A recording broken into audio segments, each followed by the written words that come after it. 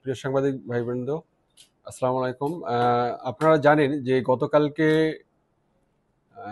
ধামরাই থানাধীন কুল্লা ইউনিয়নের রূপনগর এলাকায় এটা জনৈক ফজলুল হক এবং মফিজুল ইসলাম দুইজন ছুরিকাঘাত হয়।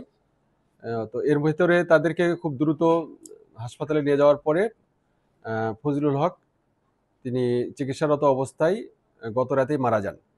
তো এটা নিয়ে আমাদের ধামরাই থানায় একটা ইনফরমেশন দেওয়া হয়। ইনফরমেশনের সাথে সাথে আমাদের ঢাকা জেলা পুলিশ সুপার জনাব মোহাম্মদ আনিসুজ্জামান স্যারের দিক নির্দেশনায় একটা দল খুব দ্রুত ওই ঘটনাস্থলে যায়, অর্থাৎ কুল্লা ইউনিয়নের রূপনগর এলাকায়।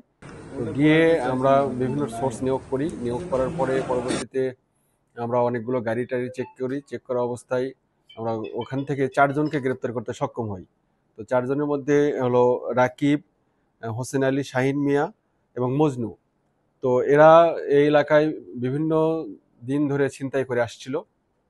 তো আমরা প্রাথমিকভাবেই ধারণা করেছিলাম যে এরা ছিনতাই করার জন্য উদ্দেশ্যেই তার কাছ থেকে তাদের দুইজনকে ছুরিয়াঘাত করেছে, এবং একজনের অবস্থা খুবই গুরুতর, মফিজুলের।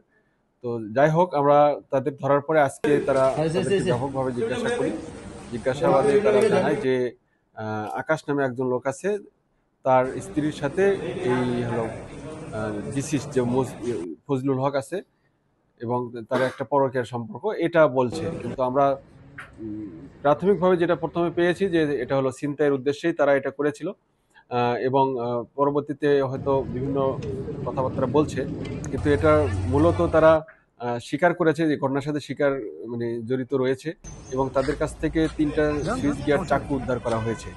এবং তারা দীর্ঘদিন ধরে এই পেশায় করে থাকে। বিশেষ করে কারো ভাড়াটিয়া হিসেবে গেলে সন্ত্রাসী করা বা অন্যকে আহত করা বা মেরে ফেলা, এই ভাড়াটিয়া হিসেবে তারা যায়। তো এরা চিহ্নিত সন্ত্রাসী, এদেরকে আমরা বিজ্ঞ আদালতে সোপর্দ করব।